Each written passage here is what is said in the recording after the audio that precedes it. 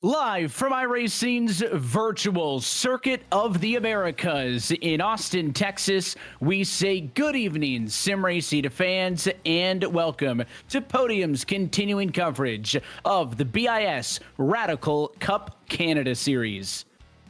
Well, after tonight, we are halfway through this championship as we say good evening and welcome in to race number 4 of 8 on this 2024 campaign. And as always, happy that you're spending your Wednesday evening with us on Podium. Christian Hill, producer downstairs, myself, Evan Pasoko, joined alongside of Joey Atterbury. And Joey, welcome back in, and welcome, I guess, myself in joining you here for some fun, because it's been 3 weeks of different action. We've been from Canada to the U.S., overseas, now back into the U.S. at the America's premier Formula Circuit. COTA is a big racetrack, and we're running the whole thing tonight for round 4.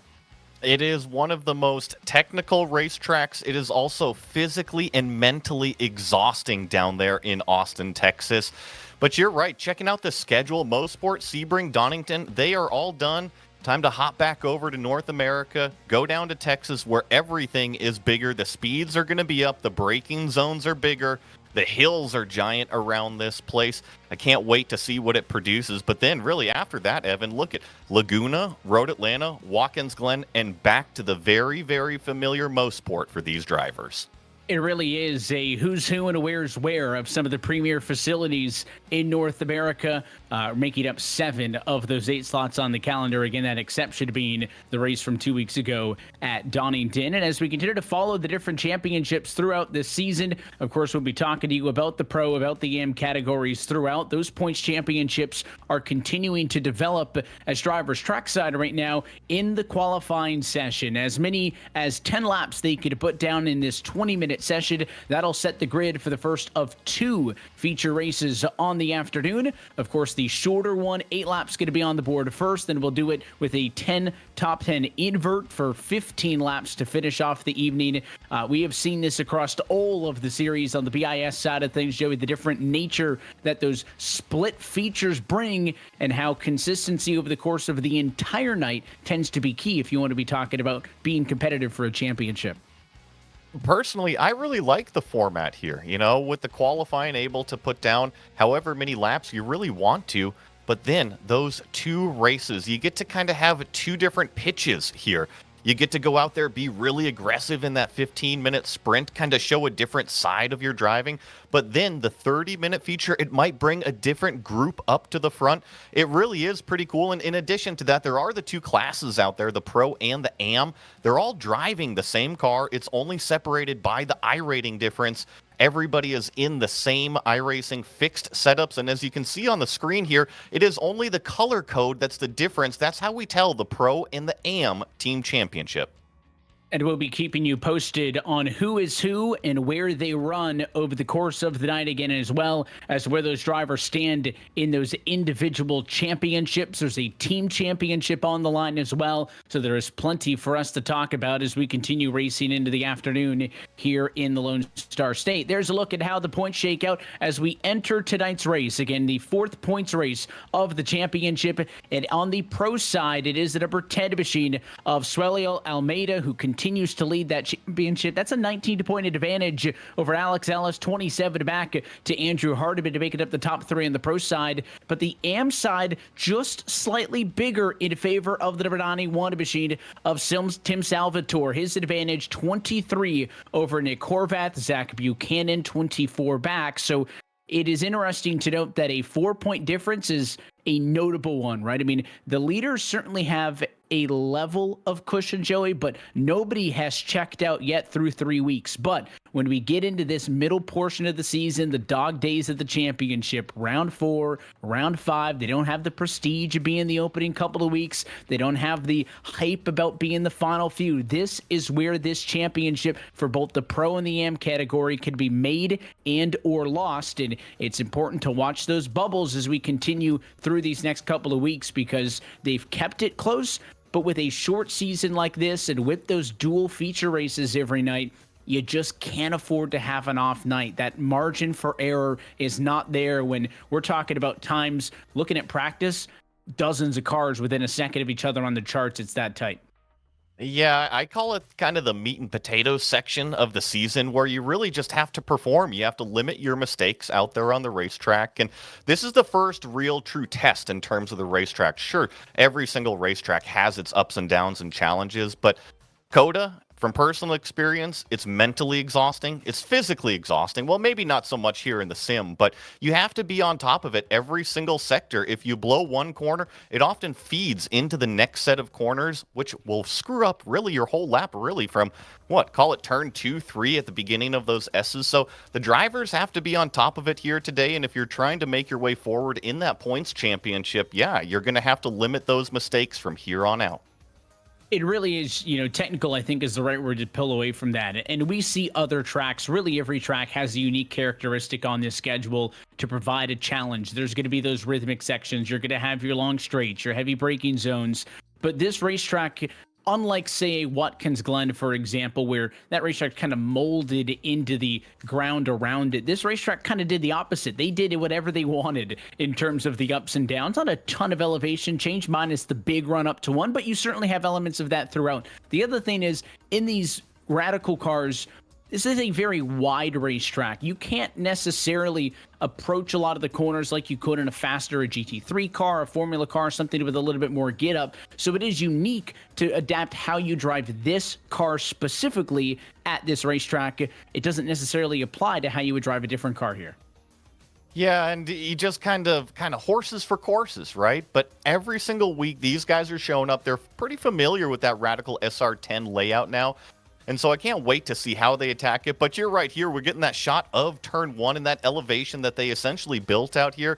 It's a pretty cool track, gone through several grading changes. But here in iRacing, still very nice and smooth. I think one topic that I didn't touch on pre-race here, though, those orange bread box curbs, Evan, you got to be careful of those. Gotta watch him, and we'll be doing that all night long. The qualifying session, though, has drawn to a close. Let's go trackside and take a look at your starting grid for feature race number 1. And it is Alex Ellis, who enters tonight second in the Pro Championship, who's on pole, the only driver to break the 2-second sound barrier. His 1:59.714 puts him on pole, and Ozzy Millwade will start alongside in second. Then the 40 of Zach Buchanan will roll from the third position with Diego Zuccarelli in fourth. Arnaud Genest in fifth position, along with Mark Harris in the number 6 spot. Joey Haynes finds himself in seventh. Kevin Norris in eighth. John Benvalid in the number 9 spot. And Kenny Riedman rounds out the top 10. Then here in the number 382, your 11th place is Nick Horvath. Matthew Howard in the 12th spot, Mika Dern in 13th, Asad Nakatambayev in 14th, Timothy Salvatore will round out your top 15, Dave Peterson in the 16th position, Curtis James in 17th, Cedric Ohayon 18th, Clovis Girard in 19th, and Richard Swindells round out your top 20. On a couple of cars to take a time in the quali session, James Carter and Phil Amaro will make up 21st and 22nd. Matthew Mielman, the final driver with a time, will start towards the rear in 23rd. Michael Broom had no time in qualifying, but if you took his practice lap, it'd be about 15th best. Instead, he'll start from a provisional in the number 24 spot. Jake Cowden has the option to roll. It looks like he will be starting from the pit lane in this one. So as the field rolls, we talk more about this Circuit of the Americas circuit in Austin, Texas. 3.426 miles in length, 20 corners, means that even though this is an 8-lap sprint in quotations, there are plenty of opportunities to make mistakes, to gain time, to lose time. So it's about as long as a sprint race will ever feel. It really is. And I was looking at their lap times earlier. About 2 minutes per lap is what the fast guys are running out here. And we're actually getting this shortened pace lap out on the racetrack right now. So the cars are coming through what is known as this huge, long, triple right-hander, 17, 18, and what feeds down to 19. A little bit of a downhill section here, but it's going to be pretty awesome. Got to be careful of turn 1, though. That's where I've got my eyes peeled for, Evan. It's always a danger area, especially on the first lap. That corner entry, it widens so much. Everybody's driver's eyes, they get huge going in there. They really do, because the correct way to take turn number one would be to the far outside, but what that does do is it leaves the inside tantalizingly open, and we'll see if anybody wants to take a swing at it in turn one. Pace car off it in. Alex Ellis going to lead the field on the run down the front stretch and up the hill for the first time tonight. It's feature race number one at COTA, looking for the green flag in round number 3. And we are off and away. Ellis goes quickly, protects the inside. 3 wide, back in the battle for third, but Ellis going to go shallow. Defensive entry as we get to turn 1. Yeah, and it looks like for the most part the field has made it up and over the hill in turn number 1, but it is Alex Ellis really escaping out of there. Ozzie Milwayne giving chase. Zach Buchanan in the 3rd place as we feed through the S's for the first time. Remember, folks, cold tires, cold brain. Be careful of all those curbs. So far, so good, as it is 2 of the Pro Championship drivers leading the standings early. Again, you can see those numbers color-coded on your time and scoring left-hand side of your screen. Drivers in yellow, part of the Pro Championship. Drivers in red, part of the AM Championship. As a couple of bright blue cars do battle. That's the 40 of Buchanan, but he missed the corner on exit. Really committed to turn number 1 and made the pass at Ozzie Milwayne, but was way too deep, and Milwayne takes it right back in the battle for P2. That was exactly what I was talking about, but we got an example down there in 11 instead of 1. But here comes Zach Buchanan once again back, diving all the way to the inside. But look out, we got hard contact. I believe that was Joey Haynes that came from a couple rows back, and that's so easy to do here at COTA. It's incredibly easy to miss your brake marker, especially the first lap when you're using that top-end speed from the draft. He just absolutely came in and doored that 40 of Zach Buchanan, who was taking an abnormal entry line to defensive on the inside of the racetrack to hold off maybe a crossover attempt from Milwayne. So big contact there. Curious how well Joey Haynes' car is going to react for the rest of this race. Looks like he's going to be okay. Settles things down in the number 4 spot, but you can see behind him, peeking to the inside, Diego Zuccarelli not going to make the move quite yet. And just like that, an eventful lap number 1 falls to the wayside, and Alex Ellis is already 4 seconds in front as the race leader. It's kind of what we saw our last round with Alex Ellis running away. Oh, Diego Zuccarelli just got turned there in turn number 1 outside of the top 5 positions, and so that stacks everything else up. You see the red car of Diego getting back going on the racetrack. There was another car, I believe maybe Mark Harris, spun around, and now we got more problems up front. I believe Zach Buchanan just had a self-spin in the S's. It is a messy couple of corners after Zuccarelli spun in the middle of the field, and then you referenced some of those bright yellow-orange curbs, and I think that's what got Buchanan. He took a hard hit right front on one of those sausage curbs, and it put the 40 car up in the air. The Lazy Rocket 40 got spun around. Now Buchanan drops back after having a good start, so lap number 1 may prove to be one of the cleaner laps of this race. That self-inflicted error going to drop Buchanan all the way down to P11. And more spinners now as we once again come through the exit of one of the hairpin corners up against the inside wall. I think that car already has taken the toe to pit road, so missed the number on it, but a second self-spin, and now look at this mess down the straightaway. That's the 5 as Zuccarelli to the right-hand side, 3 wide. Is he going to get it stopped? Yes, he does. Buchanan and Horvath with a little bit of side pod banging as they come out of the corner. Now Horvath and Zuccarelli are side by side. Another big snap out of what is Clovis Girard. Evan, something I'm seeing early. I know that we're only a lap and a half. Oh, more contact here as the cars are just kind of going wherever they feel like. These cars look very snappy loose today.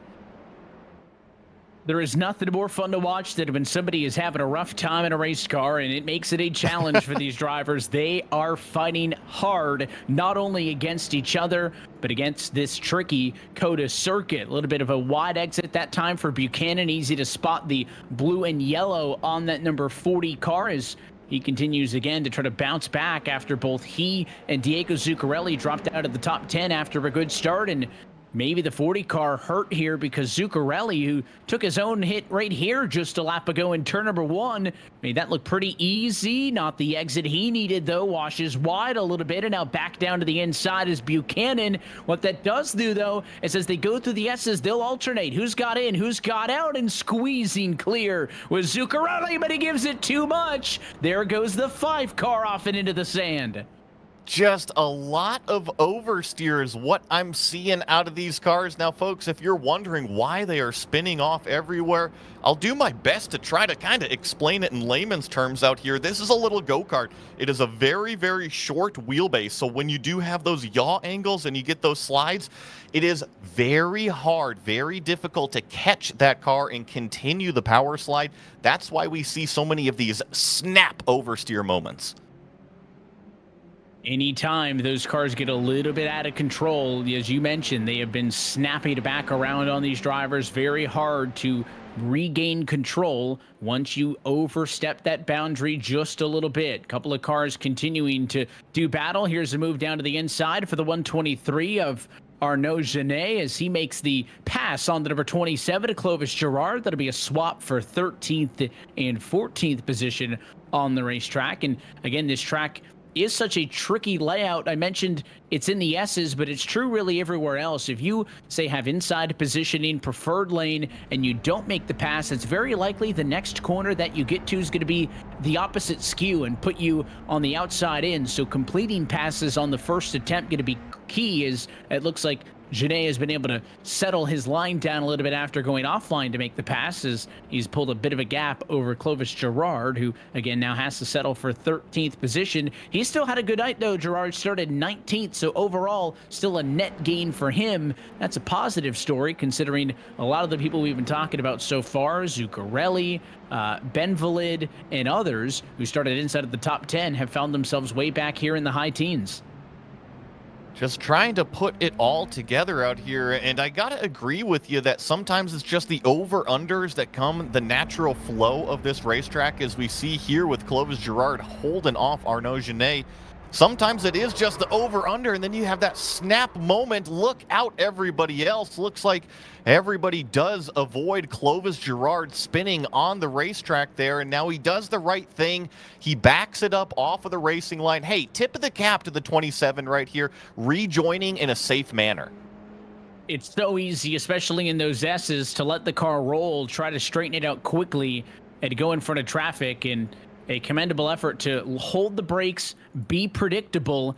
And I think there was a great save at a Diego Zuccarelli, who, again, had just worked so hard to kind of make up some of the spots he had lost from a spin earlier, but he did a good job of catching that car as he nearly avoided T-boning the wrecked car up the road. But all of those issues, it seems like, in that S's part of the racetrack, coming from guys getting on those yellow and orange curbs. You just cannot afford that. The front end gets in the air. When those steering wheel, if the steering wheel's turned, I should say, and those front tires come back down to earth, those cars are snapping around quick. And I think we've seen at least a car every single lap lose it on that trip through the S's. Is back here in traffic a little bit, we'll jump on board with and join the battle on board with Michael Broomhead. Yeah, right on board the 00 here. And I think if you're a driver out there and you're having so many of these snap oversteer moments, remember, folks, this is a fixed setup, so they can't go in there and adjust sway bars. They can't adjust shock settings, ride heights, or anything like that. The only tools that the drivers really have available to them here tonight is brake bias. So I would probably go ahead and crank in that front brake bias, dial it more forward, try to get the rear a little bit more stable in all of these braking zones. But the thing, these transition periods, you're not on the brake, so you just have to give yourself a little bit of wiggle room. As we see Broomhead go to the inside of turn number 2 here, he's going to make the pass on Dave Peterson. You know you're going to have these transitions. Be aware of it. Be smooth on the pedals. Remember, the faster you are on the pedals, the more it upsets that car balance.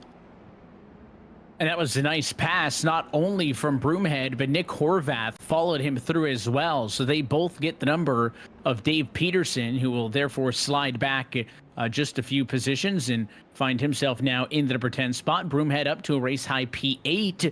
Pretty impressive start for him after not taking the time in the qualifying session and starting towards the rear. And that's a bit of a missed entry there, as it looked like it was problems for Zach Buchanan. That teal and yellow 40 car went a little bit deep. He rights the ship, keeps on going, but it does increase the gap between he and Peterson. He had been pressuring that 35 car. I'm sure he will be back on the hammer soon, but you can see Peterson up the road at risk as they've pulled a little bit away over that next group of cars behind them, which would include the likes of, I think it's Arnaud Genet and Curtis Janes. It's about a 4-second advantage, so they're able to fight this out amongst themselves for now. That battle would be for one of the final spots inside of the top 10. And as we saw Zach Buchanan, because he had that kind of poor start there, he's fighting his way back up through, so he's going to be one to keep an eye on. But this is the battle for what is the third place. Kevin Norris in that 774 leading Joey Haynes in this turquoise and black number 99 as they come to complete another lap. Go up the front straightaway here, but both of these cars up several positions from where they started. There's a lot of big comers to goers. Alex Ellis, Ozzy Bill Wayne, they started first and second. They run first and second. There is no breaking news there, but you're right. I mean, even Kevin Norris up the road started in 8th spot. He's up to 3rd. Haynes has gone 7th to 4th. And Timothy Salvatore, even more impressive, started 15th up to 5th. So a lot of drivers, big movers. Of course, if you're going to have losers, though, that's going to be the case, and it's been at the expense of Buchanan and Genet and Zuccarelli, some of the other drivers who we've talked about quite a bit so far in this first feature race, and not necessarily a good sign when you get a lot of screen time early. Those are the drivers who have been involved in some of those spins and some issues that have caused them to fall down through the field. And, say what you will with the Pro Championship, the AM Championship, of course, these drivers on an equal platform competing, for points that will pay out throughout the race result finishes. But it is right now pro drivers lock it up. Those top 4 positions, 5 of the top 6. So an impressive showing from the drivers in yellow so far. As we watch this battle still for P3, I'm curious if Kevin Norris is going to be able to stretch it out over Joey Haynes. He has tons of clean air. I don't expect him to go hunt down Ozzy Milwayne, but I'm curious if that 774 is going to be able to run away, claim the first podium here. Something else, 3 minutes remaining. Haven't even mentioned that grid invert to start the second race, which could throw everybody for the loop. I think the one caveat to it, I don't think anybody is going to touch that number 1 car today. And he is looking good, and I think the thing that will make it interesting, of course, the invert that will come for the 15-lap race due up next. Maybe that'll be the equalizer, but race pace, Alex Ellis has been untouched thus far. As he continues to put down some of the best laps out there on the racetrack, holding a steady gap at more than 7 seconds to the good. 2:27 on the clock. They're midway through lap 7, so they gave it with time expiring. They're going to be right on the money at getting the 8-lap scheduled distance into this one. Don't expect the checkered to come early, as Alex Ellis navigating down the back half of the racetrack now is he heads again down some of the sweeping parts of this 3.426-mile circuit into the final couple of sets of corners, and he'll be headed towards the white flag this next time by, comfortably out in front. No lap traffic in front of him. It is a big track, so we don't expect some of those slower cars to be much of a factor in this one at all. Talk the way through here this final couple sectors here for Alex Ellis as he dives down into what is turn 12. This leads into the slowest sector on the racetrack here, 13, 14, 15, and 16. You'll see the car really never get out of third gear here, and if he does, it is just up against the rev limiter. You got to be so careful with your right foot here as you see that big moment of oversteer, putting that throttle down, but then it is all the way right foot down. Maintain your speed through this long triple apex right-hander, and then a very tricky turn number 19. Downhill off camber. You really have to make sure you get the car slowed up there, and then through the final turn, turn number 20, just slightly uphill. But once again, it levels out there on exit. Just be careful with your right foot. And with less than 60 seconds on the clock, Alex Ellis will take the white flag. There is 1 lap to go in the first feature race of the afternoon at COTA. Home free. Last lap, a 2-minute flat .291. He is still the best car on track by several tenths of a second every single time by. Now a tricky trip through the S's. Watch those curbs on every single apex. It has caught several drivers out. A good opportunity for him, though, to milk a little bit of that 7-second advantage is to yield plenty clear of the curbs, only get a little bit of them. Of course, he gets through this S's section that seems to go on forever, encompassing turns 2 all the way through 9. Left-hand kink turn number 10. He'll head down to turn 11, and then he's got a long trip down the back straightaway.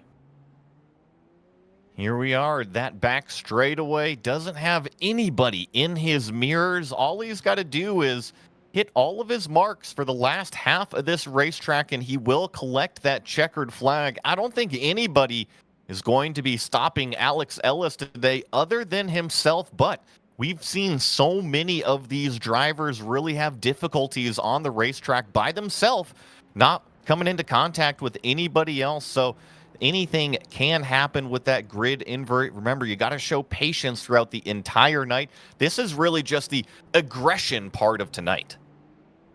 It is, and he's got this tricky second half to go. It'll also be curious, right? He started from pole. He was able to take the defensive line down into turn 1 for the first time and really raced himself all night long. Curious how his driving style will have to change when we're talking about the invert, and he cannot pick his lane right from the get-go if that puts him in an uncomfortable position, but plenty comfortable through the first one. A final corner for Alex Ellis, who takes a commanding victory in Austin to win the first feature race of week number 4.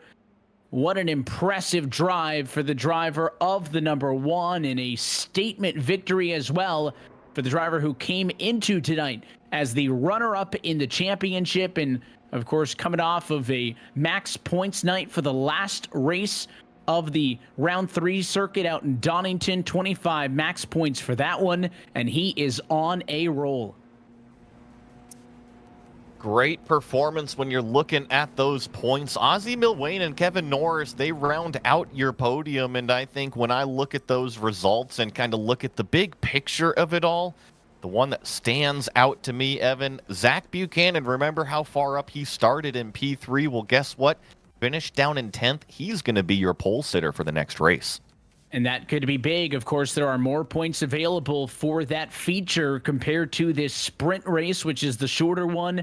But Buchanan losing some ground in the championship after he entered this race 3rd in the AM Championship. Hopefully, for his sake, that invert going to work in his favor, and he will try to go again for the max points of 25 when we rack them in just a few moments. Again, long circuit here at COTA, so still cars actively completing their final laps of this race. I think Matthew Mielman may be the final car who is coming around the final sets of corners, and then race results will be official. Quiet night for Mielman, starting 23rd and will finish 24th.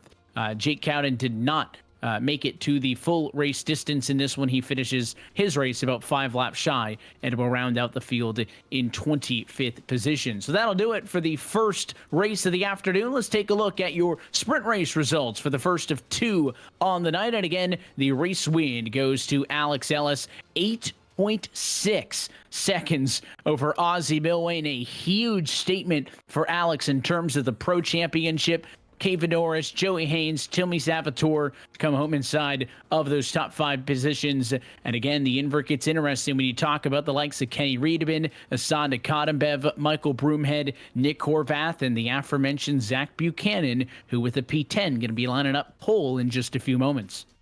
And then we had Dave Peterson, Arnaud Genet back here, Curtis James, Diego Zuccarelli, Mark Harris, John Benwillid in 16th, Mike Dern in 17th, Matthew Howard in 18th, Richard Swindell's back here in 19th, and Cedric O'Hyan rounding out your top 20.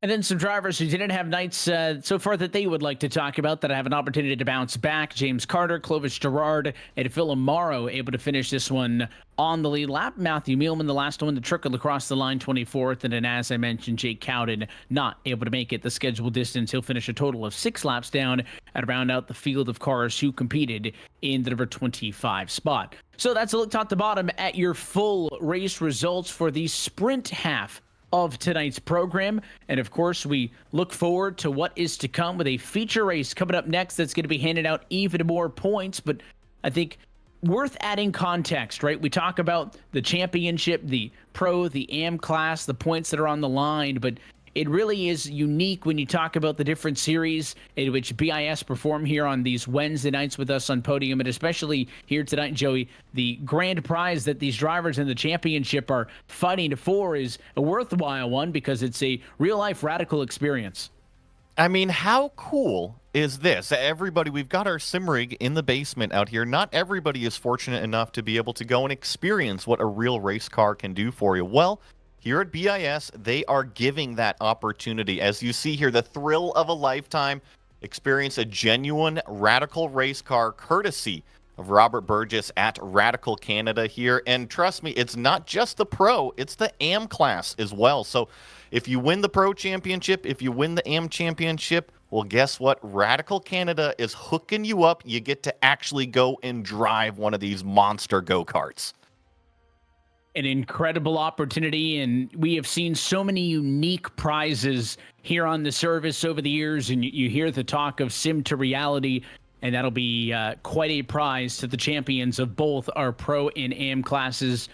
Is a guaranteed opportunity to drive one of these machines in the real world. And none of that would be possible, of course, without our friends at Radical Canada, who is the presenting sponsor of that prize, but as well as all of the presenting sponsors for this championship. Of course, if you're a racer looking to get into one of these thrilling machines for a test day, a race weekend, or even purchase a car and join the series, you can contact Robert Burgess. It is Robert at radicalcanada.ca for more information on the folks over at Radical Canada. Continuing coverage tonight as well, brought to you by our friends at M-Zone, Fell Motorsports, Advanced Sim Racing, and Advanced Motorsports as well. So many great partners that bring tonight's coverage to you here on Podium. Couldn't do it without everybody on the screen here. And hey, if you want to come and race with us, scan this QR code that you see on your screen right now. Join the BIS Discord. It will provide you all of the information to come sign up and be a part of this great community. And we hope that you may join us on track. And if not, we appreciate you joining us here on the lives on Wednesday evenings. So there's about a minute left until we get set to go racing for the features. So the obvious storyline is the invert.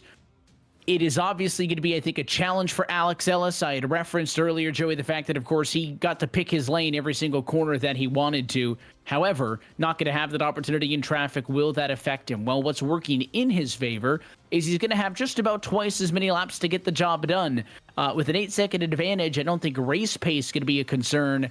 I wonder how much Alex allows himself to take his time, not put himself in uncomfortable positions, knowing that he'll have 15 laps to play with to try to get back to the top. Now, I agree with you, right? You got twice the amount of time. You can be a little bit patient. However, if we draw back 1 week, it was crazy how fast Alex Ellis moved through the field after that top 10 grid invert.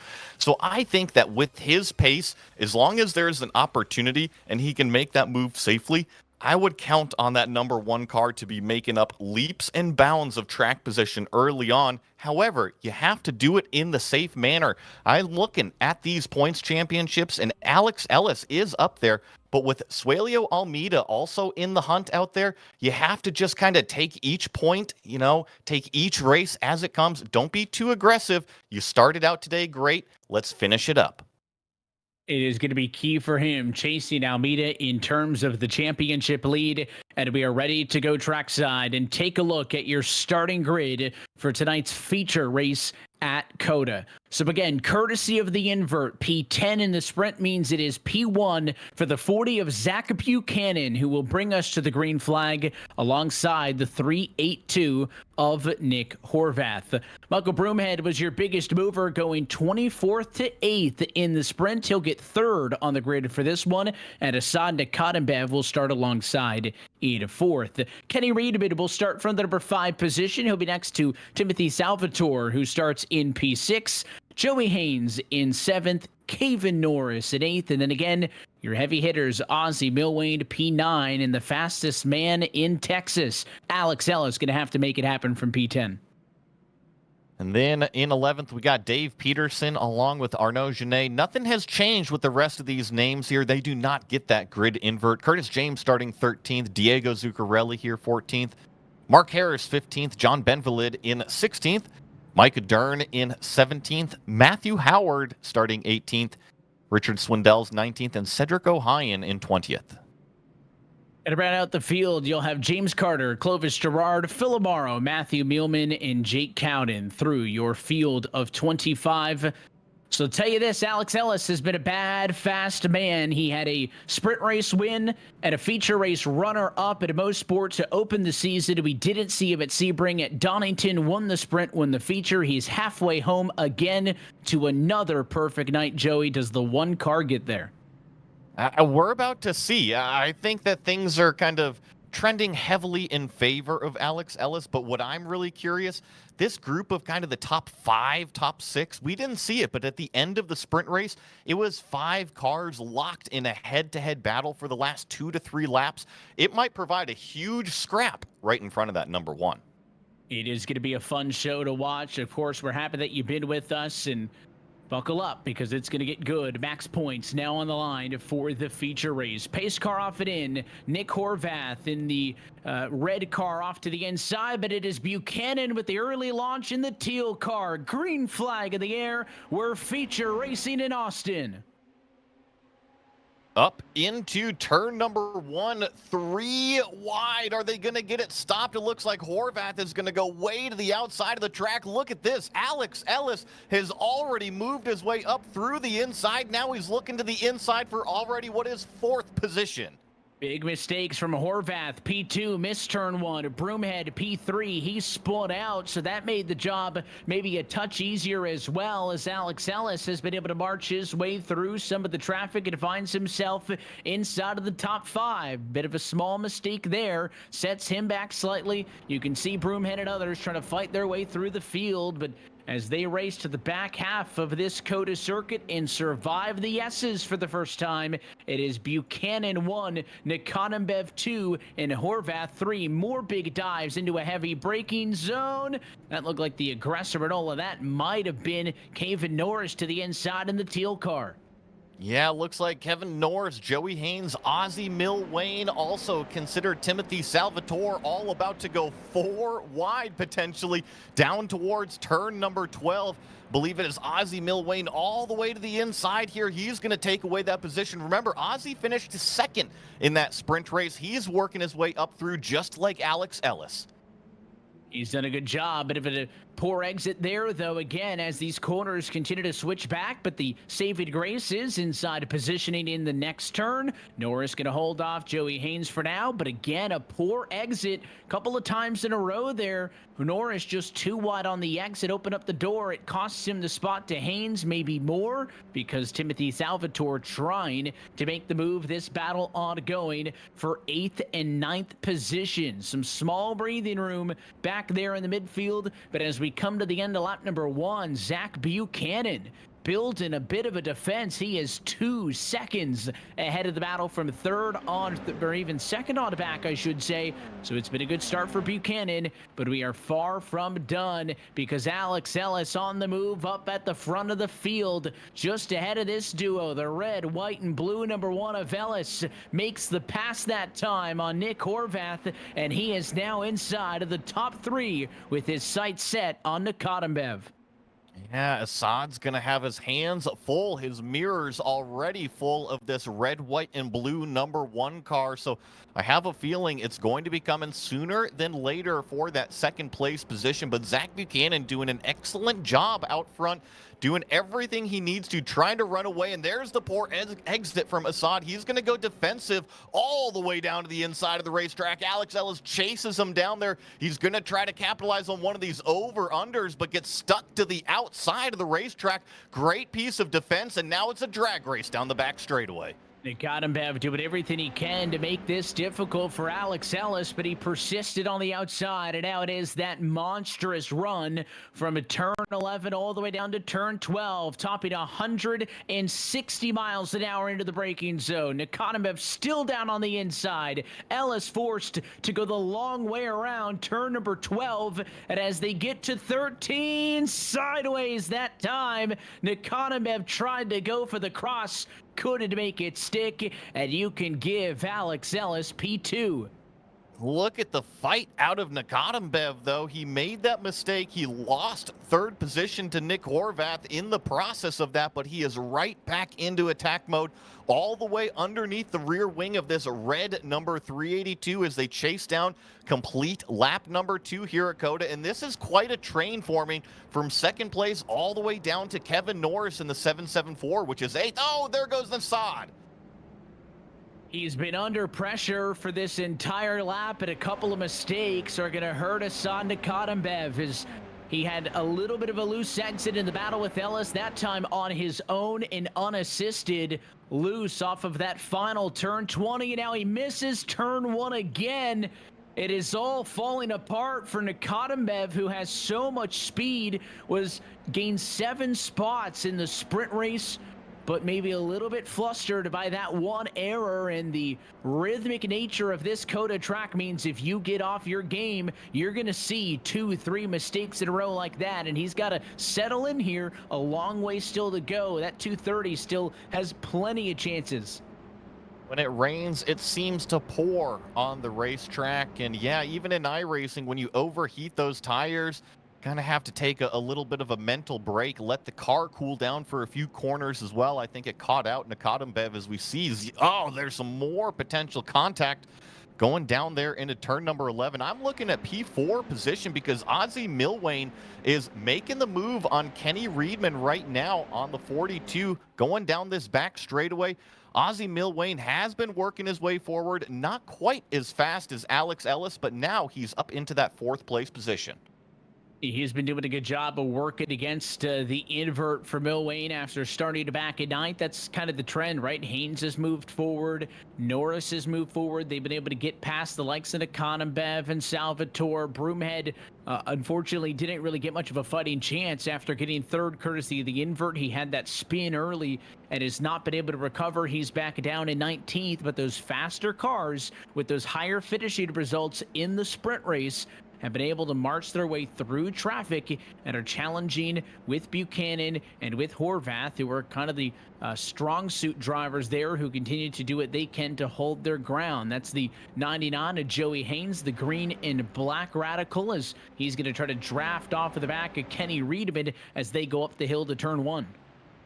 And it is kind of that natural process as Haynes dives it down to the inside. The 2 cars right in front of him blow turn 1, but Haynes, the number 99, gets it slowed down, takes away that 5th position from Kenny Reedman. And, you know, shout out to that number 42. We talk about all these cars moving their way up through. Well, Kenny Reedman started in 5th. He's currently in 6th after losing that 1 position. But that is a textbook example of running your own pace. You don't get too wide-eyed from other cars going way deep in the brake zones or going way fast in these corners. Kenny out there just running what he can.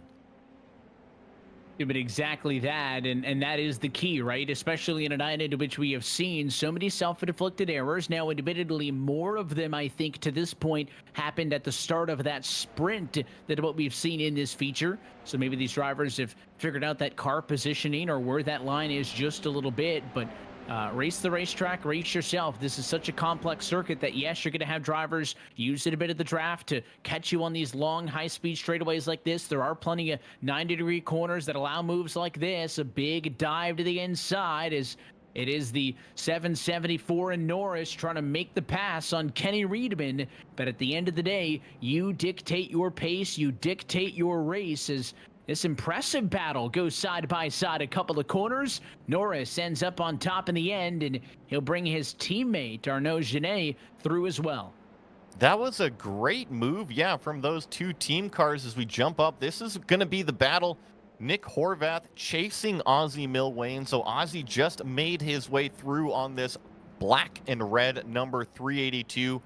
Joey Haynes currently now lined up right behind Nick Horvath, trying to get a piece of that little fourth place action. We're going to close the gap because now intervals become a factor, right? 21 minutes left on the clock. Lap time wise, or lap counter wise, should say, 11 laps to go. And that was not what we needed there for Nick Horvath. Just missed it in turn one. Man, can that banking be so deceptive, right? You think with that huge uphill that it can give it more, but that was a late dive. And I don't know as much of a offensive move as it was maybe an evasive move on the 14, but just didn't get the binders nearly quick enough. And instead of gaining a spot, he'll lose because Haynes made the pass. Yeah, and then you saw he went up and over one of these orange curbs, and it's not just raining for some competitors, it is pouring for Nick Horvath. Started this lap in what was the fourth place position, and now I'm looking, he's still getting taken advantage of. Asad Nakatembev now goes by, fallen all the way back to 12th place. It is tough for somebody who's had some good results, and there's a spin down at the far end of the racetrack, so some issues there. Dave Peterson saying thanks for looking out, as a couple of cars have nearly made a mess, and unfortunately it was the Nakatembev again in that case who just was too hot into the corner, spun the 230 around, and is left once more to pick up the pieces. Now down to 14th, maybe more. Late dive to the inside of Mika Dorn.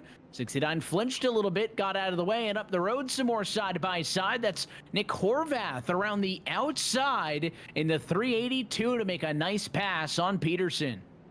Yeah, really nicely done. We need to jump up towards the lead, though, Evan, because I'm looking Alex Ellis, and just as I say that, he goes wide in turn number 19.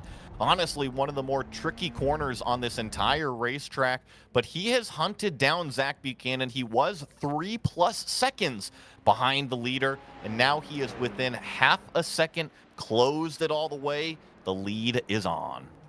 The biggest thing for Zach Buchanan was that he needed Alex Ellis to take his time, right? He needed the one car to not necessarily have issues, but have to deal with physical race cars in between them, right? That would force the one to run suboptimal lap times, to take his time making those passes, and allow Buchanan to grow his advantage. Now, the 40 car had the start you would want. He went way early when they came off of turn 20, got the gap up to about 4 seconds.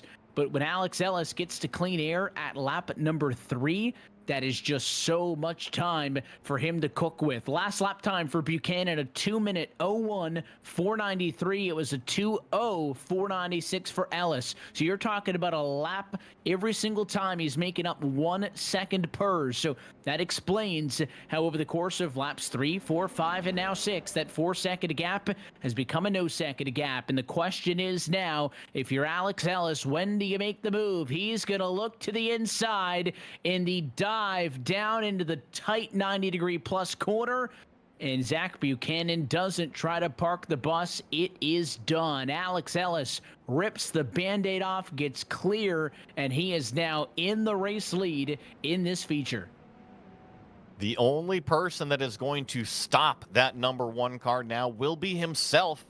Now that he's got clean air, I got to give credit, though, to Zach Buchanan. He has done a tremendous job, stretched it out 4.5 seconds over the next competitor. So remember, it was Alex Ellis and Ozzie Milwane that ran away in the sprint race.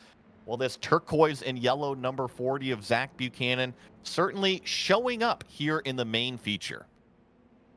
And of course, Buchanan has had quite the string of results in his own right, which is why the P10 was, a bit of a surprise when we talk about the invert and whatnot. After gritting up from third, Buchanan has won sprint races at every single race so far this season for the AM category drivers, and walking away with the max 12 points for that. But the features that had been where he had struggled, didn't get any at Sport, walked away with 10 points in Sebring, but turned it around 2 weeks ago at Donington, winning that category, getting the 25 max points.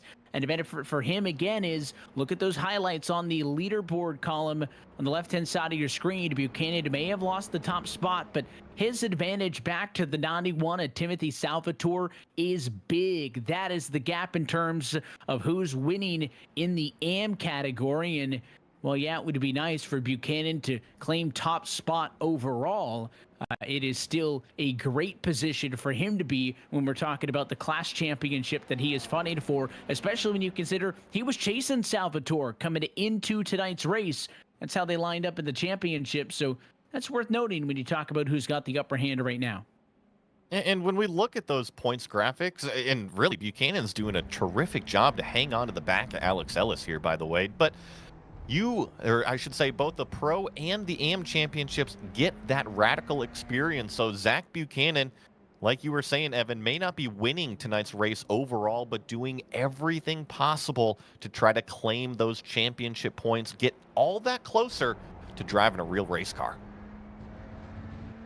And they both clearly got a good handle on it, and so does this man right here. I mean, we talk about the speed and the satellite racing. Number one of Alex Ellis has really been untouchable tonight, but has been the epitome of class and of speed all season long, but is on an incredible string of bit of an undefeated run for the last couple of weeks, and he is starting to pull an advantage over Buchanan. I do think it's interesting to note that once Alex Ellis passed Zach Buchanan and Buchanan started following the one car, he's notably quicker, Joey, right? Buchanan's picking up just sitting behind Ellis what he's doing. So Buchanan's lap times have picked up about 0.6 of a second. Is that going to be enough to win him this race? I don't know, right? I think it's still going to take a misstep from the one car, but it's incredible how much faster the 40's gotten when the one car is a frame of reference in front of him, as opposed to seeing him get bigger in the rearview mirror. I think there's a couple points that are leading to that. Like you were saying, a frame of reference, right? The carrot out in front of you. Somebody, call it an instructor, somebody who's faster, who knows exactly what they're doing. You know they've got a performance advantage on you. And guess what? They are right in front of you to watch. I call it the notepad start, right? You take out the notepad and the pen, take notes on what exactly they are doing. You can analyze what you are doing. How can you get faster out there yourself? And that's exactly what's helped pulling Zach Buchanan along. The other thing here at iRacing, that draft effect, especially in these open cockpit cars, is quite large. When you are within that 1 to 1.5 second range, it's kind of like attaching the fishing line to the car in front of you. It kind of pulls you along as well. So it's fun to see. We'll continue to monitor that gap. Again, Buchanan's objective at this point is to stay close enough so that if there is a mistake, even a minor one, out of Alex Ellis, he is within range to pick up the pieces, but the one certainly has the upper hand for the moment as they enjoy a massive gap of about 7 seconds plus back to the next set of cars. Milwane's in third. He's relatively uncontested at the moment. There's the battle for third and fourth position. It's Milwane and Haynes, third and fourth on track, second and third in class. And Alex Ellis is going to make his pit stop, his required stop from the lead, right on the money at about halfway through this feature. So he is in. Nobody else responds quickly, so Buchanan goes back to the lead as now Nick Horvath enters pit road behind, and a couple more drivers will start to trickle in. Dave Peterson's in as well. I know we haven't talked about this yet, folks, but these cars will have to make a pit stop here in this main feature race. That's why you're seeing them all come down pit road. We've had about 10 cars, now about 15, coming to about 20 cars come down pit road, and you just got to fill up that tank of fuel so you can make it all the way to the end. So some of the cars have come down to pit. I'm looking on the racetrack, probably about 10 more still to come down. Yeah, tentatively, you're right in that number, right? Alex Ellis has been able to cycle back to P11, so obviously, they're P9, I should say. So the 8 cars in front of him have yet to pit, and then behind him, looks like Cowden's yet to pit, Carter, so maybe 13 or so, but competitive race cars, it's essentially those 10 that are in the running order, and you would expect them to come down pretty quick. There's some smoke at a car off in turn number 1. Somebody's way out wide, but they'll get things going. It was Chris Janes who had the issue there, so fortunately for the 87 machine of Curtis Janes went off. That was a self-inflicted error for James. Was in a battle with Cowden, but just kind of gave it too much, trying to get 21st, and that's going to be a chunk of change on the lap time that he will not get back. It is worth noting as well, though, James had actually been the one to kick all this pit stop cycle off, that we didn't notice it. He pitted about 3 laps ago, so he was on fresher tires. After 3 laps, I think he'd gotten a decent bit of heat in them, but maybe still that was a minor factor as well. But now we really wait to see as these leaders complete again this long lap here at COTA at more than 3.42 miles in length. Do we see simply those top 8 cars who didn't pit last time come down and respond? And it looks like they will. Buchanan's in, Bill Wayne, Haynes, Norris. Caven Norris, in fact, will not come down pit road, so the 774 will get a brief opportunity to lead, but that is a busy pit lane as almost everybody else is in for that required 1 pit stop. I think the one nice part about pit lane here, though, is look at this exit. It feeds you right out onto the racetrack into turn number 1. And also the entry, it isn't too bad. You're already having to jump on the brakes for turn number 20. So I know here in iRacing, everybody jumps in the simulator, starts to do laps. It's easy to overlook that pit entry and pit exit. Well, thankfully, here at COTA, those track designers have got everybody covered. Nice, easy entry and exits. Unfortunately, it looks like everybody was able to blend pretty easily. That entry or exit, I should say, pit lane kind of bleeds, as you mentioned, to the intro to turn number 1. It is so far left skewed that it's not the preferred entry, but typically it means you're not going to be in front of a car at speed unless you decide to dart across the racetrack and try to get over to the right-hand side. But your speed, I just don't think necessary enough to do that. So that could be a point of contention at times, but seemed to be pretty clear for all of the race leaders as they were able to catch up and race themselves on through. And as mentioned, now your new race leader in all of this for the moment has become Zach Buchanan. After he decided to come down pit road and complete his service, it handed things off to Caven Norris in the 774 machine. Norris, Harris, and Broomhead are the only 3 cars inside of the top 15 who have yet to come down pit road for service.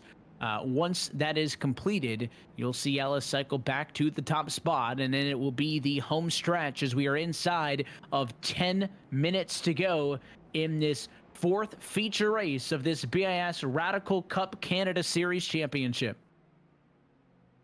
Get some pictures here of Mark Harris as well as some of these cars going down the back straightaway now. I believe that this is the battle for what is 17th on the racetrack.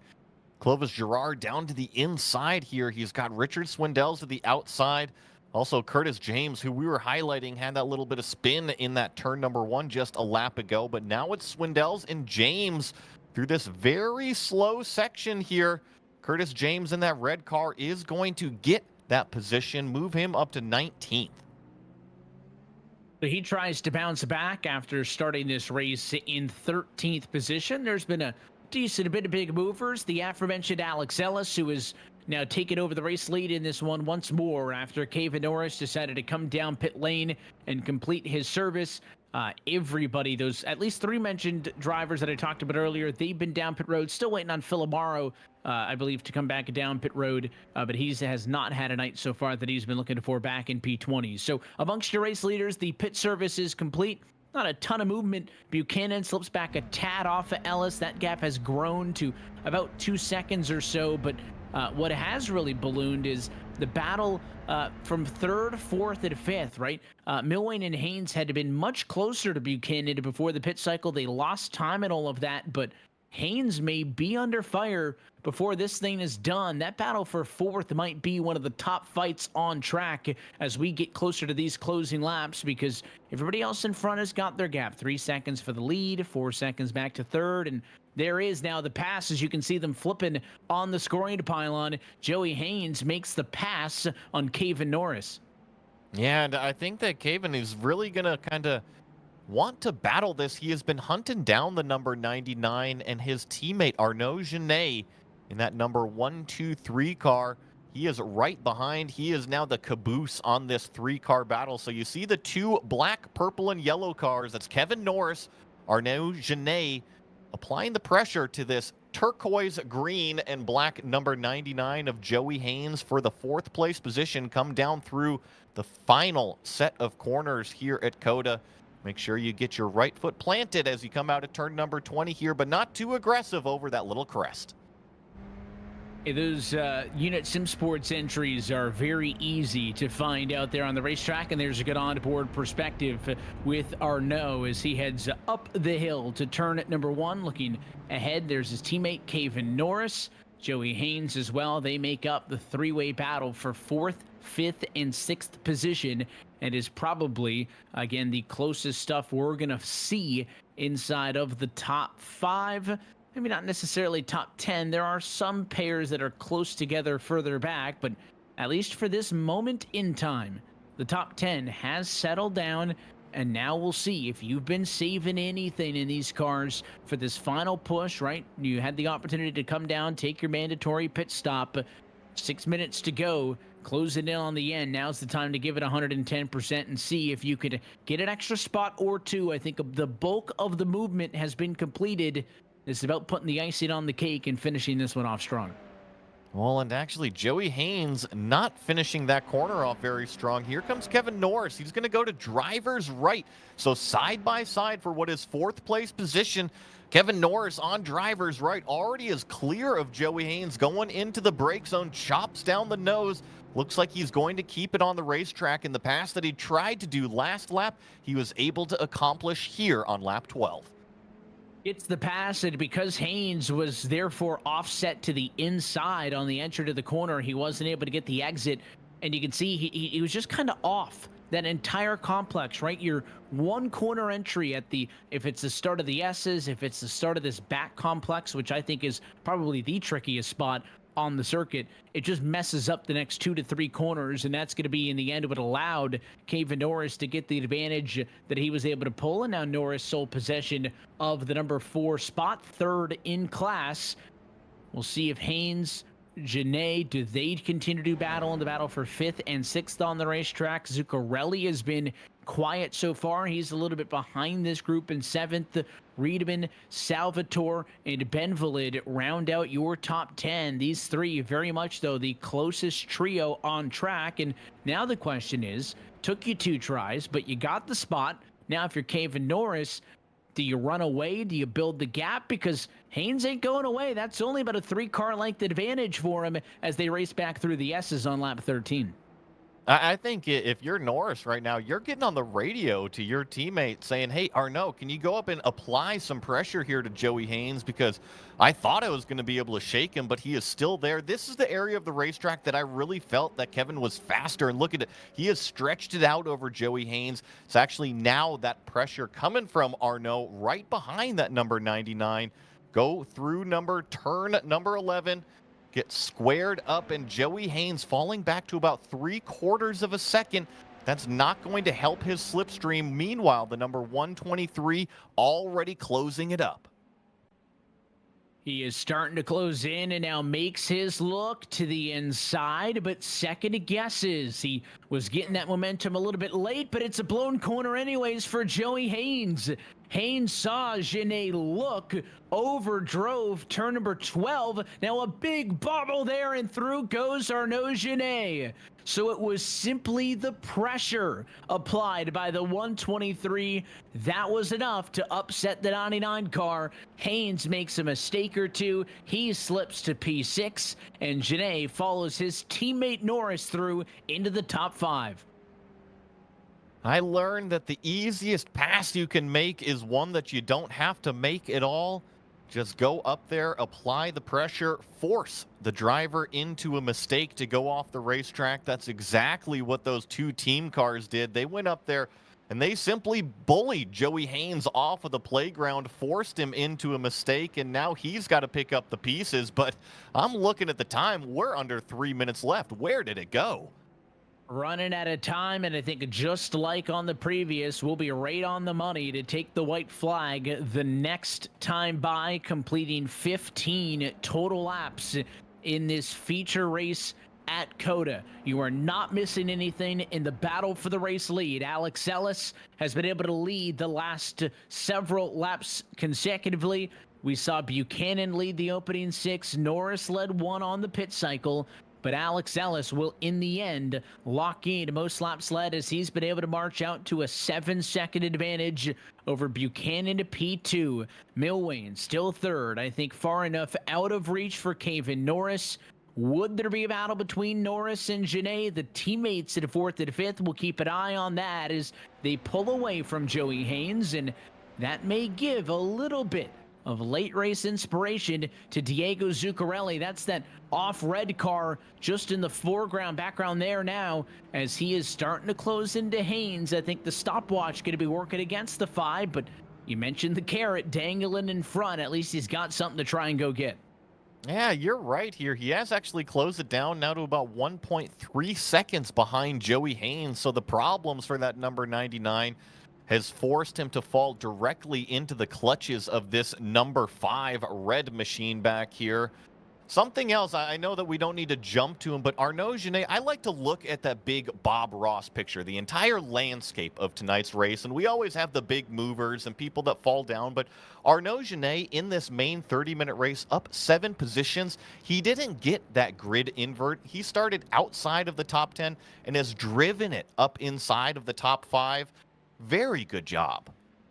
White flag in the air, and his night is perfectly balanced, as all things should be. He started 5th in the sprint race, did not have the results he wanted, finished 12th. That caused him to fall out of the invert, and now in this feature started 12th and has raced his way to P5. So looking for a flat 0 in terms of the plus minus on the night, balancing out and bouncing back from the result that he did not want in that sprint race.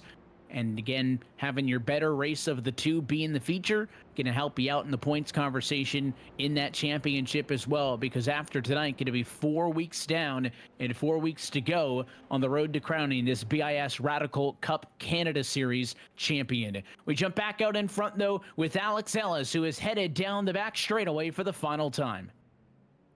Nothing has stopped this red, white, and blue number 1 machine. Even just some momentary lapses of judgment haven't cost Alex Ellis any sort of positions, any sort of time. Sure, there's been some heart-stopping moments of some oversteer that he's experienced, but he has reined it all in, and only a handful of corners remain. And going to lock this one up as well. He's got clean racetrack in front of him. It has been a consistent couple of weeks for this man, who was coming into tonight behind in the championship, but on a hot streak of dominating and sweeping the evening 2 weeks ago at Donington with a sprint win, a feature win. He's going to do the same tonight in the Lone Star State. Sprint race done and feature race captured as well. Alex Ellis with a picture perfect night at COTA. Break out the brooms. Alex Ellis just swept everybody up. Zach Buchanan will finish in 2nd place. Ozzie Milwain rounding out your main feature podium. And wasting no time to jump right into the burnouts. And how about a tip of the cap there as well? Zach Buchanan led 6 laps overall on the night, but was continuously the fastest car in class. It'll be an AM class victory for Zach Buchanan, the pro class, and overall win for Alex Ellis. Those 2 drivers made it clear they were the best in the West tonight, as they really stepped up to the plate and made this one a no doubt about it amongst the 2 of them.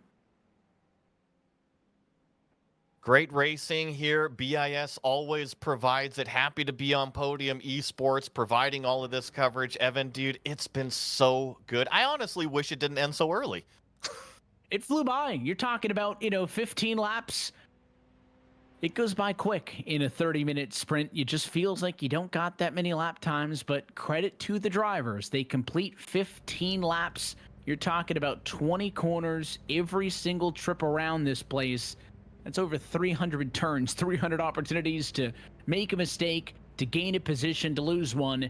And those final couple of cars just now trickling across the finish line. Jake Cowden, 20th spot. Carter and Amaro will round things out towards the rear. And again, it is a long way around this 3.43 mile circuit just outside of Austin, the premier racing facility in North America.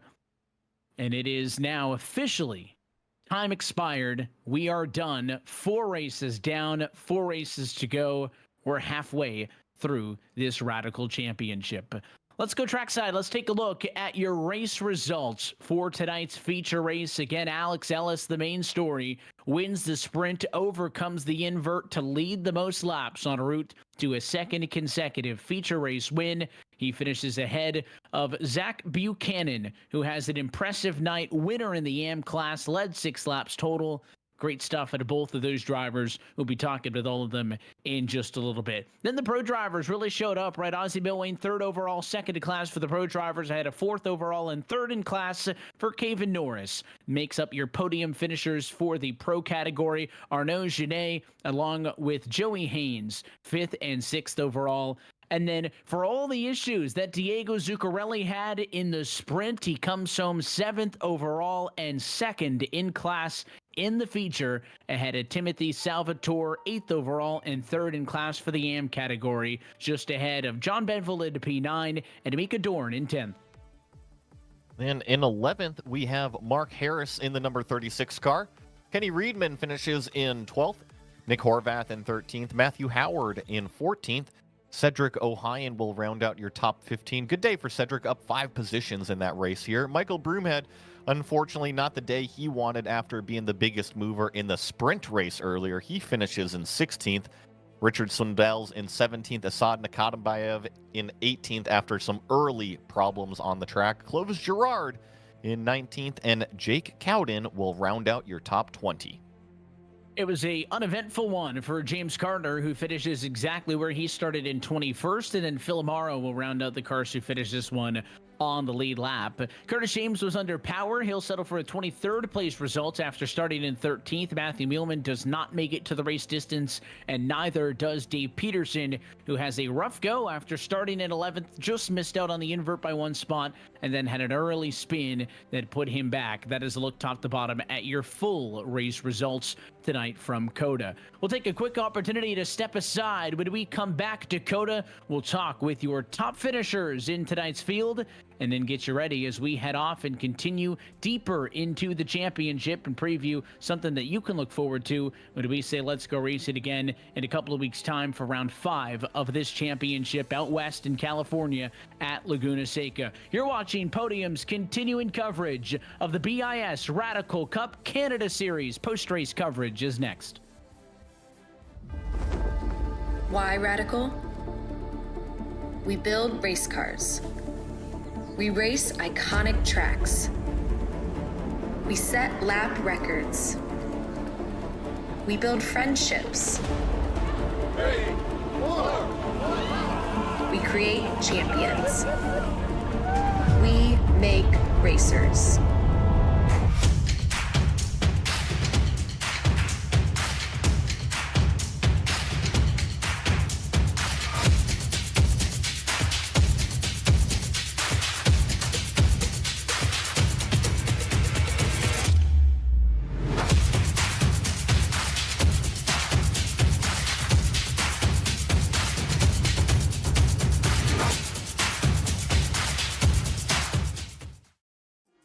Ever witnessed someone so fast on track you doubt you could ever be on their level?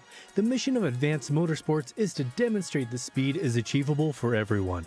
With the expertise of some of the best sim drivers in North America, we are set to release free content on social media and comprehensive guides on our website.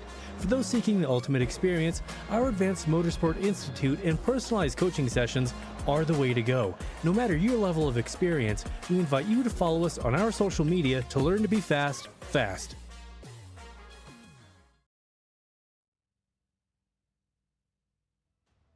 And back live at iRacing's virtual Circuit of the Americas in Austin, Texas, where Podium's coverage of this BiS Radical Cup Canada Series continues. Just having watched Alex Ellis take the clean sweep with a sprint race and a feature race win. We welcome you back into the Podium broadcast booth. Myself, Evan Pasoko, alongside with Joey Atterbury upstairs. Downstairs, our producer, Christian Hill, is bringing us to you. And why not go trackside and get things kicked off? Let's talk with tonight's big race winner representing the pro category and making a big statement in terms of fighting for the championship tonight is the one car of Alex Ellis, who not only gets the points for the sprint, but the points for the feature as well. Alex, congratulations. Just tell us about this one. The invert obviously working against you. You know that when you bring that kind of pace to the sprint, but it took you no time at all to at least get to P2 to give you ample time to chase down Zach, who had a great night as well. Yeah, Zach was really quick tonight. I was happy for him to see that he had done such a good job pulling a lead while I was busy trying to get through the pack. Because I think once I got into P2, he was already like 4 seconds up the road or something. So that was really good. He really made me work to put in quick laps and make sure I was mistake-free throughout the whole feature. But it was a whole ton of fun. I knew I had lots of pace. It was just like, this place is so easy to make a mistake, especially with the big curbs at the apexes. You hit one of those the wrong way and the car is just gone. So I was really just focused on putting in good laps. I tried getting through from 10th place as quick as I could, and then, like I said, just nice and consistent as quick as I could. I was able to eventually hunt down Zach. So it was a lot of fun.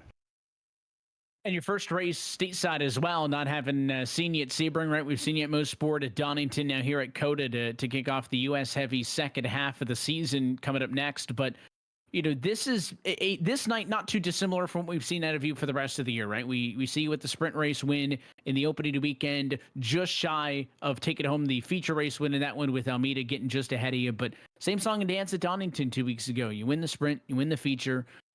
What is it that clicks about these radicals when we're talking about race cars that obviously you guys are keeping the same every week, but the racetracks we've been going to couldn't be more dissimilar as we continue to give you guys all kinds of unique challenges?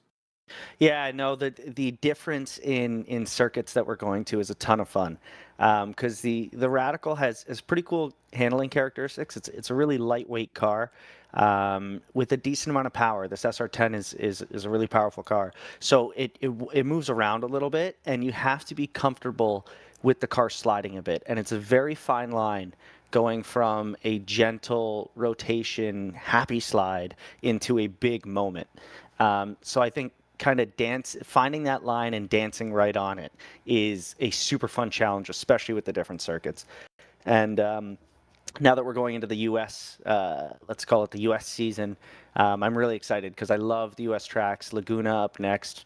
I was really sad to have missed Sebring with some technical issues, but yeah, that's 2 weekends in a row, absolutely perfect for points. So I've just got to try and keep it going and see if I can build a streak here.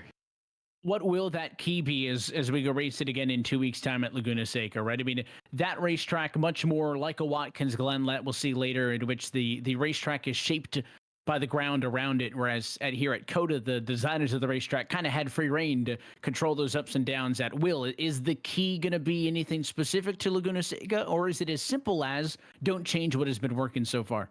Well, so it's both. The key at Laguna is how I've been talking about the car moving under you and finding that sweet spot of the car doing a balanced rotation without actually sliding.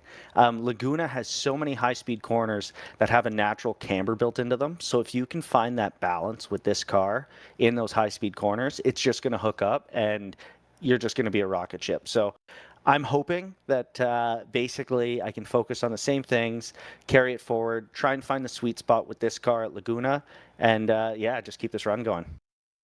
We're looking forward to catching that one and the other 4 races still to go as we're halfway through this championship. But Alex, we'll let you get out of here before we do those sponsors, shout outs, those good folks who makes it happen for you in the number one. Thank you. As always, Satellite Racing, they're a great organization to be a part of, and we wouldn't be Satellite with our title sponsor, Dr. Dabber. They've been really, really great to us. And then we have all of our other sponsors. We've got Ellis Engineering, we got Moradness, Nemesis Lab, and then, of course, you guys at Podium Esports putting on a great broadcast, and Mike Broomhead for putting on a great championship here with the BiS Radical Championship. We appreciate the time, Alex. We appreciate getting to watch you on track. Again, congratulations on the win, and we'll catch you next time. Thanks so much. Take care, guys. The race winner tonight did both the sprint and the feature from COTA, winning the overall category and carrying the flag for the pro class. Alex Ellis with another perfect night here And I'll tell you what, the rest of the field, Joey, they needed a satellite to see just how far ahead that satellite racing #1 car was. But you heard it in his interview. Alex, first thing you said was a tip of the cap to Zach Buchanan. Second overall tonight, first in class for the AM category. You're down with the driver of the 40. See if we can get Zach Buchanan in here. Congratulations on what is second place overall, but also the AM win here today. Thank you very much. How was it through your eyes? It was a roller coaster for sure. The first race did not go nearly as well as I hoped, but the second one was definitely a lot better. I think that was the best chance I had this season to score like an overall podium, and I managed to pull that up. So I'm pretty happy.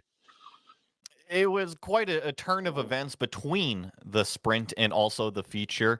Was having that clean air in that pole position everything that you needed? You just didn't have to worry about anybody around you. What changed between the two races for you?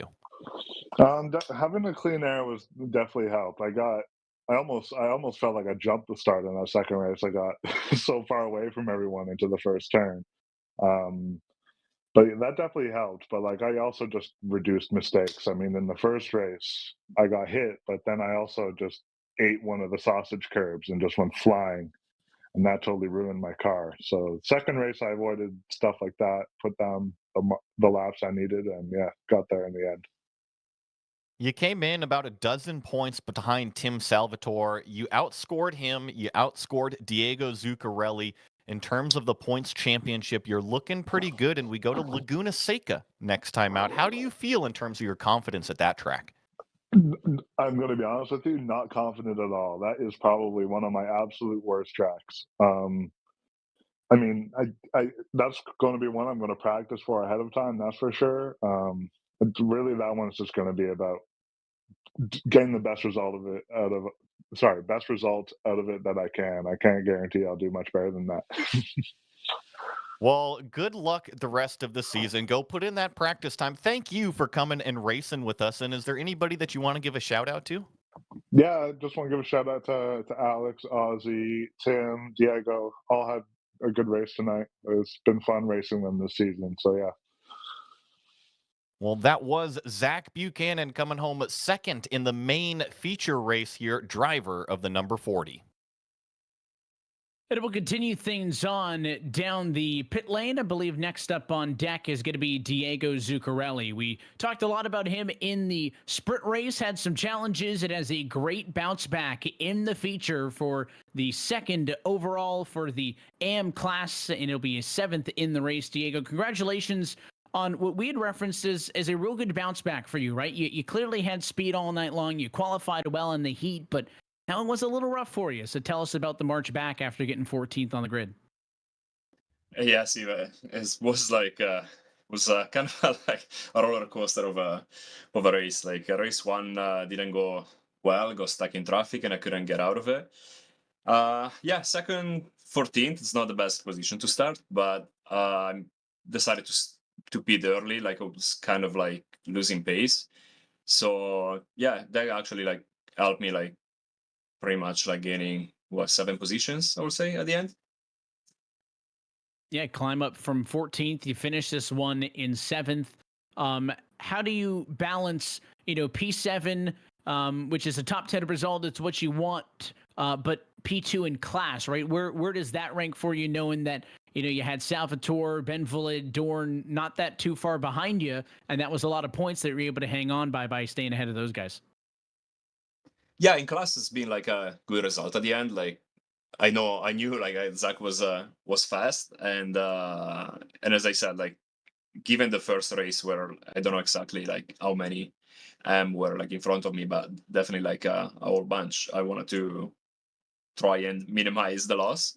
So yeah, hopefully that brings me kind of even between race 1 and race 2. I don't know like what the standings say right now, but yeah, like no, I'm definitely happy with the future race. And as we continue to look forward now, you've been constantly building up. You got 16 points out of the feature race at Sebring. You walk away with 20 at Donington. You're going to get the number 22 marker, I think, for this one. So you guys are consistently improving week by week? How do you carry that momentum through to the next race in 2 weeks when we go to Laguna Seca?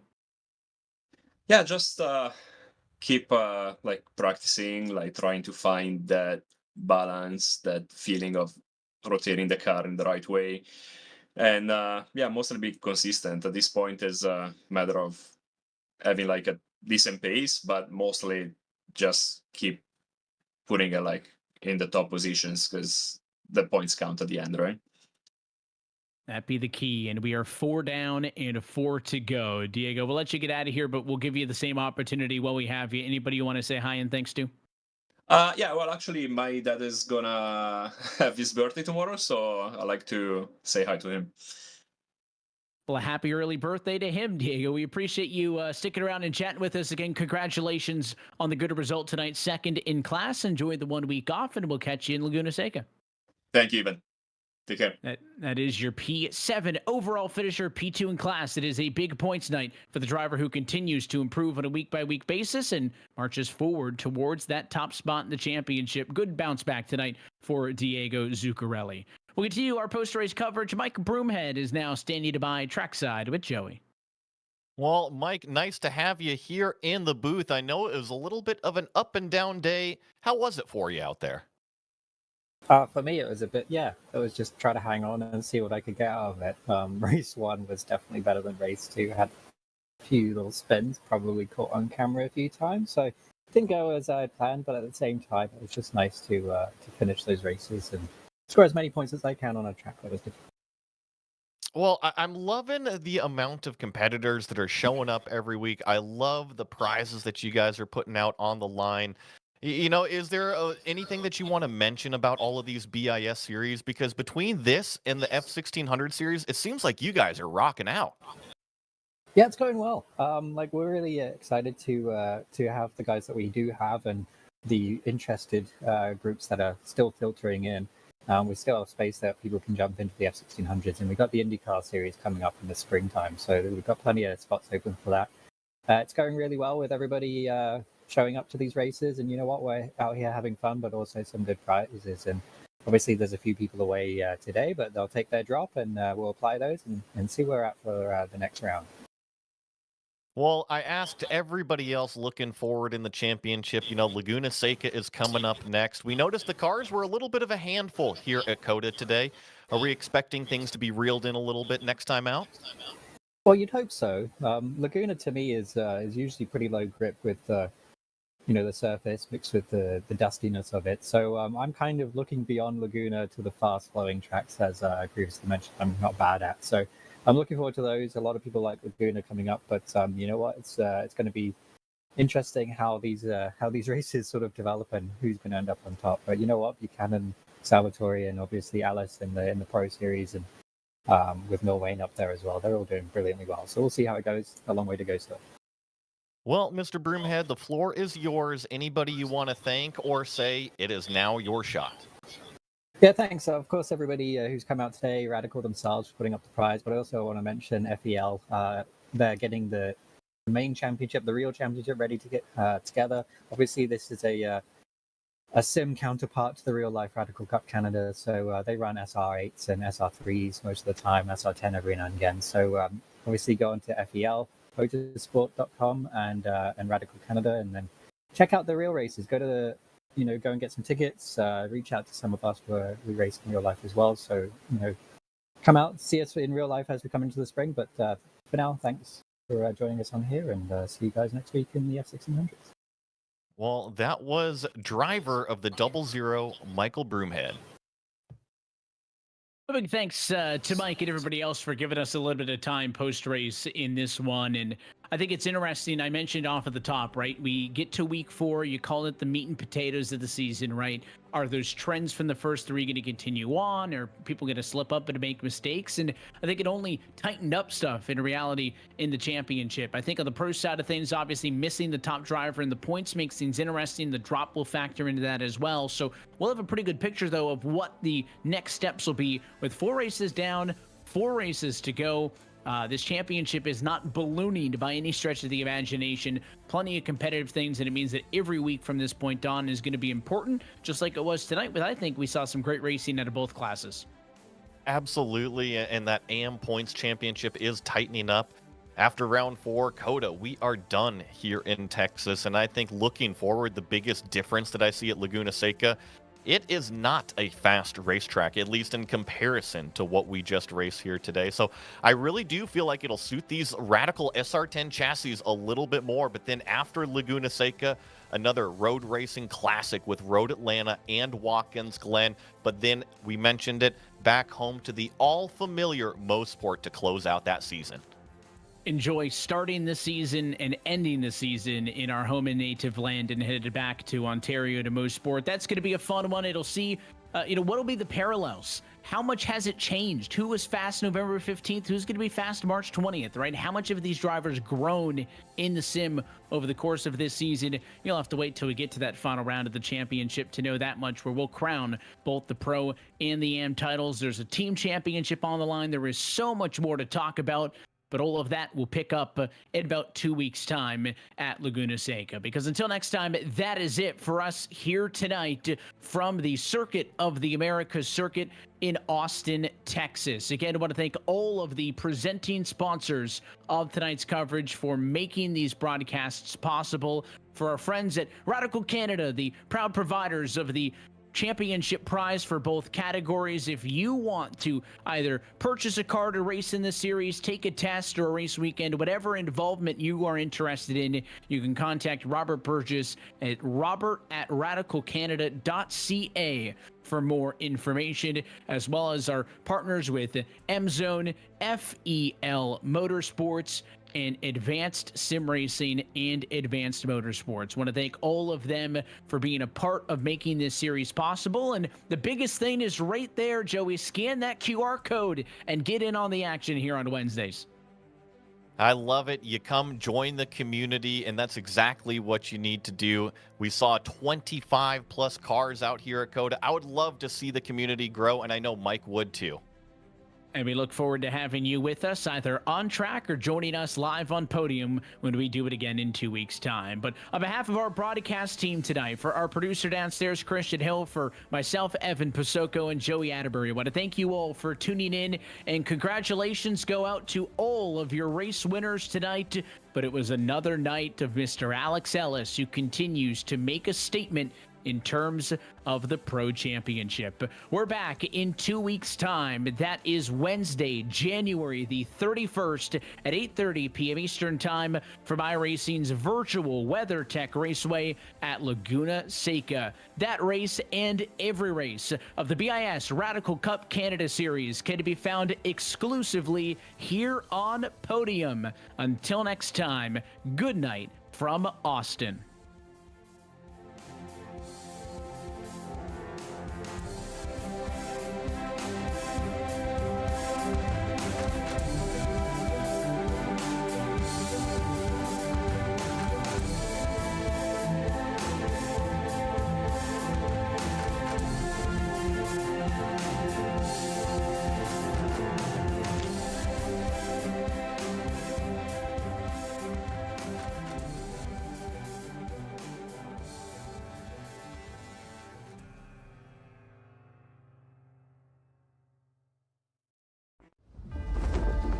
Why Radical? We build race cars. We race iconic tracks. We set lap records. We build friendships. 3, 4. We create champions. We make racers.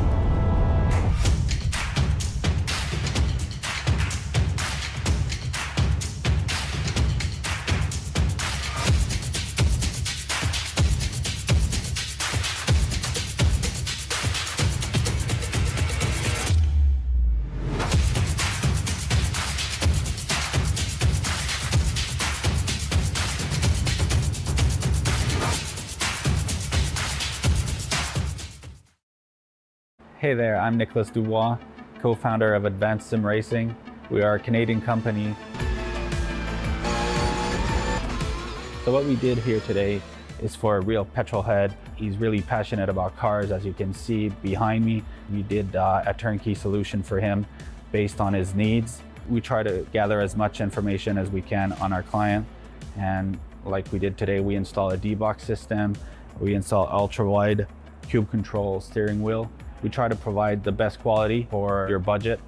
So let's say if you want a budget of 10 grand, we're gonna give you something that's the best for 10 grand. If you want 20 grand, then we always try to stay within your boundaries. We do try to make it as easy as possible. So the client, once we install everything, it's pretty much gonna be a turnkey. So he's gonna press start on his computer, and right after, we'll try to explain everything, how it goes, how it works, and then he's ready to go. Our aluminum is from USA, treated in Canada, cut in Canada. So we do sand all our aluminum piece just to make sure the powder coat sticks to it. And that's one of the reasons why we use powder coat, is to make sure you have the best aluminum finish in the industry. And our quality is beyond what you can get with any other competitors right now. We are really, really passionate about all the gear, all the cockpits, all the sim hardware, and that's why we want to create something that's really gonna reflect our passion into our product. Come visit us at advancedsimracing.com. You can always reach us if you have any questions. You can call us, you can text us, you can go on Facebook, like our page, ask us questions over there, and we'll make sure to answer every questions there is. We are very passionate about what we do, and we try to make it as easier for you to go into the sim racing world, because there's a lot of gear, there's a lot of options, but let us guide you through your process, and let's hope you'll be an Advanced Sim Racing customer.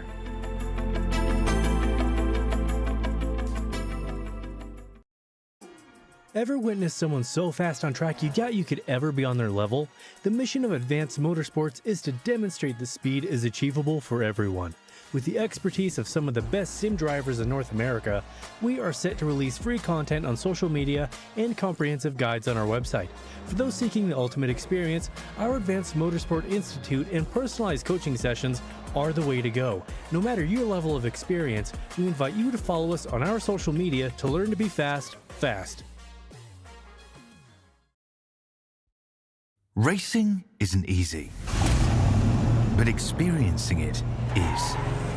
iRacing puts you in the driver's seat with the industry's leading sim racing game. Drive on laser scan replicas of the greatest racing circuits from around the world. Go head to head against other drivers chosen by skill-based matchmaking to ensure competitive racing at every level. Compete across all your favorite series. In officially licensed cars, engineered to deliver the most accurate driving experience possible.